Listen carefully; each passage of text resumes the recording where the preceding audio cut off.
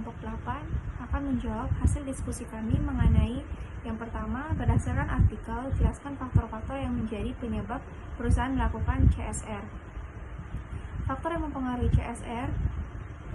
Maharjan menyatakan bahwa banyak faktor dan pengaruh termasuk berikut ini yang menyebabkan meningkatnya perhatian yang dicurahkan pada CSR. Yang pertama, globalisasi, ditambah dengan fokus pada perdagangan lintas batas perusahaan multinasional dan rantai pasokan global semakin meningkat kepedulian CSR terkait dengan praktik manajemen sumber daya manusia, perlindungan lingkungan, serta kesehatan dan keselamatan. Kemudian ada badan pemerintah dan antara pemerintah telah mengembangkan perjanjian, deklarasi, pedoman, prinsip-prinsip, dan instrumen lain yang menguraikan reformasi sosial untuk perilaku yang dapat diterima. Kemudian ada perkembangan teknologi komunikasi, mempermudah saluran kegiatan perusahaan dan menyebabkan informasi tentangnya.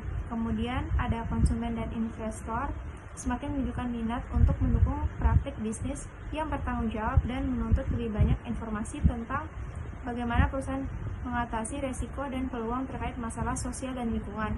Kemudian ada banyak pelanggaran etika perusahaan yang serius dan tinggi, telah meningkatkan ketidakpercayaannya masyarakat terhadap perusahaan dan menyoroti perlunya perbaikan tata kelola perusahaan. Kemudian ada warga, di banyak negara semakin jelas bahwa perusahaan harus memenuhi standar kepedulian sosial dan lingkungan dimanapun mereka beroperasi. Kemudian ada meningkatkan kesadaran terhadap batas-batas legislatur pemerintah untuk mengatur inisiatif agar dapat secara efektif mencakup semua permasalahan yang ditangani oleh CSR. Baik, silakan menjawab pertanyaan dari nomor 2. Jelaskan definisi CSR dan berikan contohnya. CSR adalah pernyataan kepentingan publik secara sengaja dalam pengambilan keputusan perusahaan dan penghormatan terhadap 3 hal utama: manusia, bumi, dan keuntungan. Saya akan menjawab pertanyaan jelaskan pandangan manajemen perusahaan mengenai CSR yang dibahas dalam artikel tersebut.